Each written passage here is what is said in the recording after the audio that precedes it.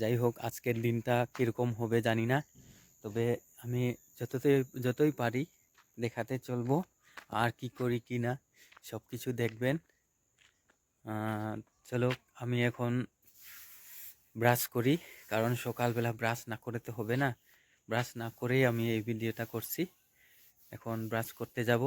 আপনারা আমার এই চ্যানেলটিকে সাবস্ক্রাইব করবেন, আর ভিডিওটিকে যদি ভালো লাগে তে লাইক কমেন্ট শেয়ার করবেন।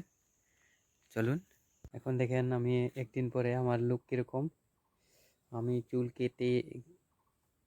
কাটিয়েছি, মানে আমার চুল আমি ফলাইছি।